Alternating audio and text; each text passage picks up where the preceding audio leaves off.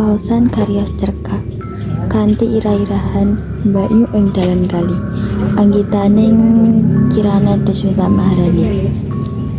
Sore wis ndelik langit mendung lan Sari kudu mulih saka latihan karawitan ing balai desa.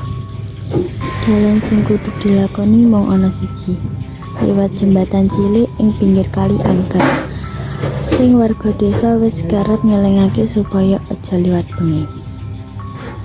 Nalika tekan tengah jembatan, Sari krungu suara wanita nyanyi tembang Jawa lirih.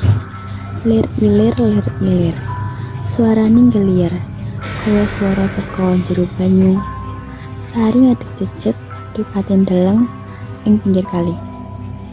Ana wanita nganggo kebaya putih, rambut dawa nganti nutupi wajah. Lungguh ndodok lan ngumbah kain. Sari ngira wong kuwi warga biasa. Nanging nalika cahya kilat murup, jebul praupane wanita iku pucet tanpa mripat, mung bolongan ireng kang metu banyu getih. Sari kaget arep mlayu, nanging sikile abot kaya ditali. Swara tembang kuwi saya banter, nganti kaya ana puluhan wong nyanyi bebarengan saka jero kali. Banyu ing ngisor jembatan uga mumbul kaya ana sing obah-obah.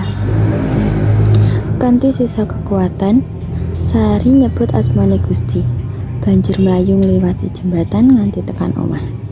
Nalika tekan pekarangan, wong tuane kaget amargi praupane Sari pucet.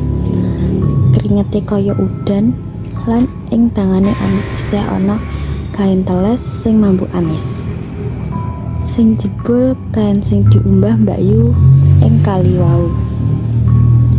Wiwit wektu iku, warga desa luwih percaya yen kali kuwi dijaga makhluk gaib, yaiku roh wanita sing mati kelelep, sing saiki dikenal kanthi sebutan Mbakyu ing dalan kali.